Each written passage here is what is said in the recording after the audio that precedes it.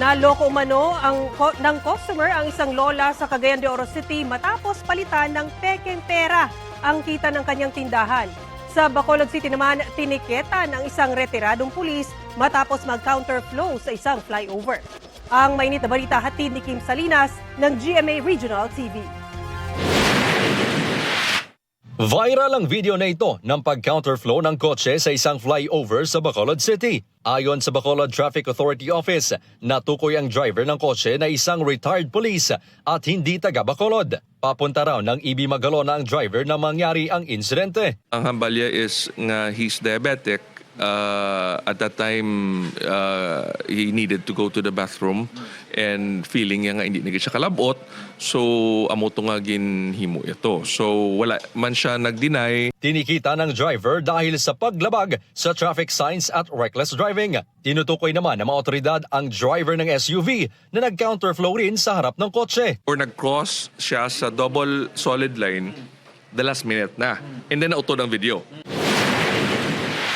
Arestado sa Lapu-Lapu, Cebu ang isang Amerikano na wanted sa Texas, Amerika. Kasong aggravated assault with deadly weapon ang kinakaharap niya sa Amerika. Ayon sa NBA Region 7, nangyari ang pag-aresto kay Malik Dijun Okoji matapos makipag-ugnayan sa kanila ang Bureau of Immigration.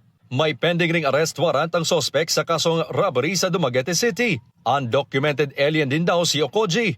From Regional Trial Court in Dumaguete City. And other cases also he is facing there. He's facing also 3 other cases for theft, for estafa, for malicious mischief, aside from the robbery case. Sinusubukan pa ng GMA Regional TV na kunan ng pahayag ang sospek.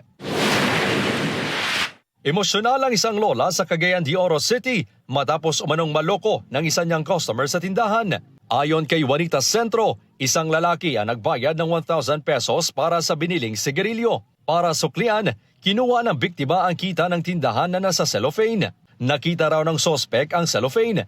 Kinuha ang 4,000 pesos sa loob nito at pinalitan ng 5,000 pesos bago agad na umalis. Ako nakadeklara naging ko nga piki kay dahil ako galing ko daan siya. Gaana mi ang kwarta, ani ibalhin ba? Kung nga sir, ako bangig nan sir.